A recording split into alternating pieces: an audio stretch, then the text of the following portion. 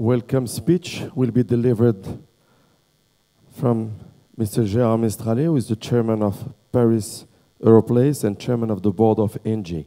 Very welcome, Mr. Mestrallet.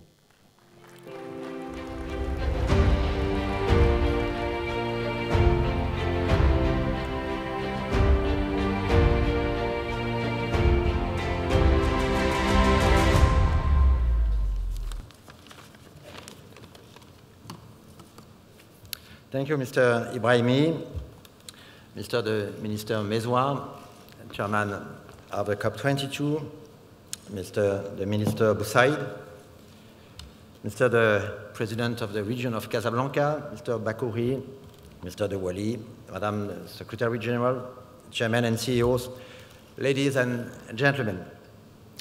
Good morning. It's a great honor for me as the Chairman of Paris Europlace, the organization in charge of promoting the Paris financial marketplace, to introduce with Mr. Ibrahimi the second Climate Finance Day with the Casablanca Finance City just a few days before the COP22 begins in Marrakesh. My sincere thanks go to Saïd Ibrahimi, Chief Executive Officer of Casablanca Finance City, with whom we are conducting this active partnership, which is working very well, which has allowed us to continue this initiative begun in May 2015 in Paris in preparation of the COP21. As you said, today is a very special day because the Paris Agreement signed last December has been ratified by a sufficient number of parties, 94, and it is now implemented today for the first day.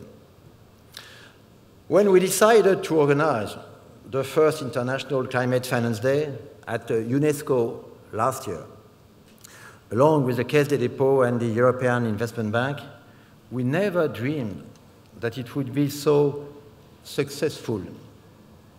This event marked a new boost to the growing awareness of the impact of climate change on our financial and economic models, above all in terms of risk for the financial sector and of the need to massively redirect capital flows towards a low-carbon economy.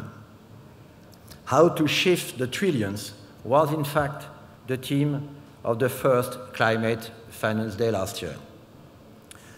The global warming is a key challenge today for international countries as well as businesses. I am personally convinced that the global warming could bring us to a disaster and strongly damage the equilibrium on the globe. And this would be not only an ecological catastrophe, but it would be also an economic catastrophe that would impact so strongly the value of all financial assets. This is why the financial community, in the broad sense, supports today the goal to limit global warming to less than 2 degrees. The Paris marketplace has long been involved on this issue, and at the occasion of the Climate Finance Day and the COP21, Paris Europlace and its members made firm commitments, in particular investors, mainly to reduce carbon-related financing, to decarbonize portfolios, and to launch new environmentally friendly investment funds. I'm also pleased that the two companies I am chairing today, ENGIE and Suez, are strongly involved in the energy transition here in Morocco. ENGIE, jointly with our partner, Nareva, built in Tarfaya, in the south of Morocco, a large wind farm. With 300 megawatts, this wind farm is the largest of all the African continent. And Suez is the largest shareholder of LIDEC, listed here in Casablanca, which distributes to the greater Casablanca water and electricity to the population of 5 million inhabitants. Our goal today is to continue to mobilize the financial sector by financing renewable energy projects, thermal building renovation projects, energy efficiency projects, and clean mobility with low CO2 emissions, but also to help develop adaptation projects in countries of the Southern Hemisphere, particularly in Africa. I hope that this second Climate Finance Day will provide new and concrete commitments and new solutions to contribute to the crucial fight against climate change.